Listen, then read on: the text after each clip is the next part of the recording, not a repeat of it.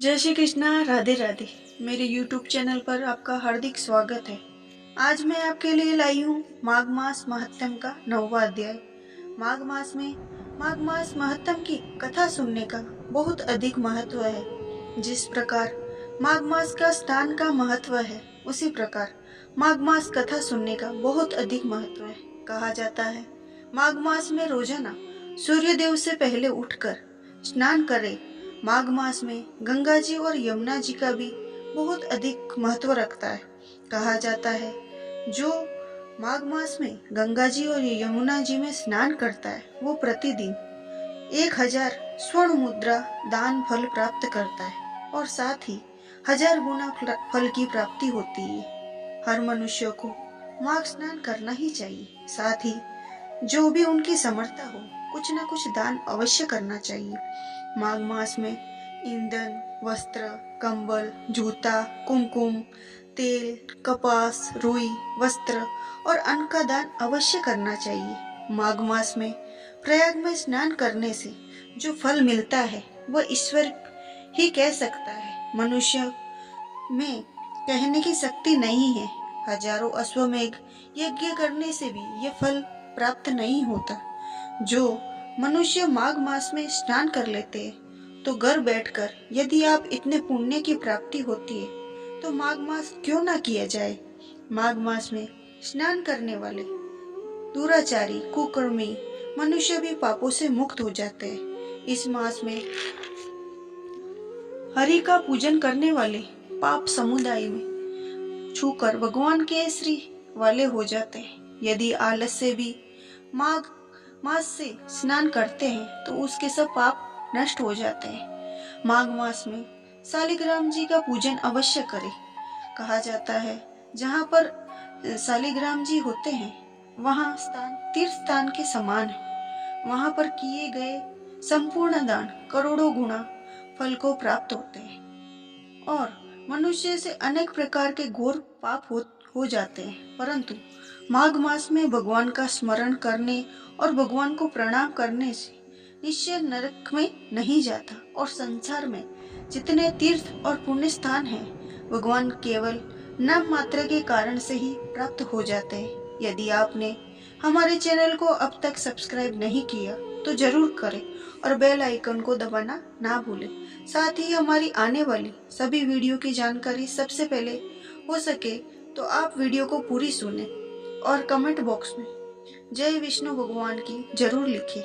अब यमदूत कहने लगे, मध्याह्न के समय आया अतिथि, मूर्ख, पंडित, वेद पाठी या पापी कोई भी हो, ब्रह्म के समान है।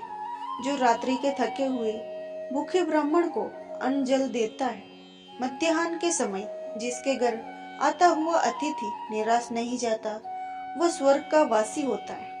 अतिथि बराबर कोई धन संपत्ति तथा हित नहीं है। बहुत से राजा और मुनि अतिथि सत्कार से ब्रह्मलोक को प्राप्त हुए।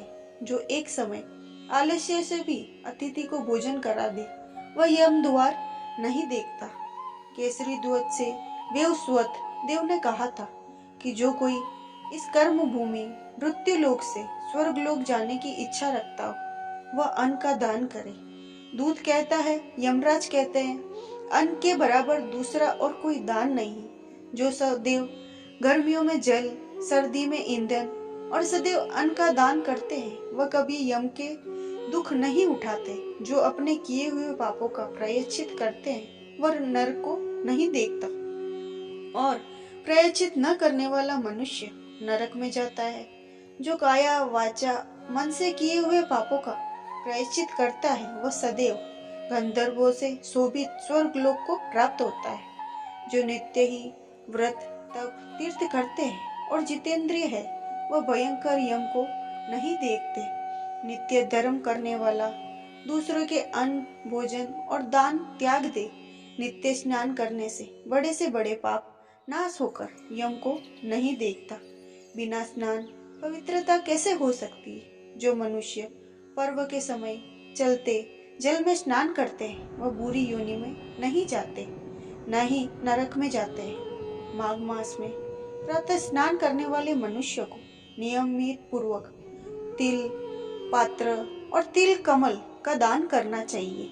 यमदूत कहते हैं, हे विकुंडल, पृथ्वी, सोना, गौ आदि परम दान करने वाला स्वर्ग से नहीं लौटता है। बुद्धिमान पुण्य तिथियों, व्यापीत, संक्रांति आदि को थोड़ा सा दान करके भी बुरी गति को नहीं प्राप्त होता है। सत्यवादी, मौन रहने वाला, मीठा बोलने वाला, क्षमाशील, नीतिवान, किसी भी निंदा ना करने वाला, सब प्राणियों पर दया करने वाला, पराये धन को तृण के समान समझने वाला मनुष्य कभी नरक को नहीं भोगता। श्री कृष्ण गोविंद हरे मुरारी, हे नाथ नारायण वासुदेवा। श्री कृष्ण गोविंद हरे मुरारी, हे नाथ नारायण वासुदेवा। श्री कृष्ण गोविंद हरे मुरारी, हे नाथ नारायण वासुदेवा। श्री कृष्ण गोविंद हरे मुरारी, हे नाथ नारायण वासुदेवा। श्री कृष्ण गोविंद हरे मुरारी, हे नाथ नारायण वासुदेवा।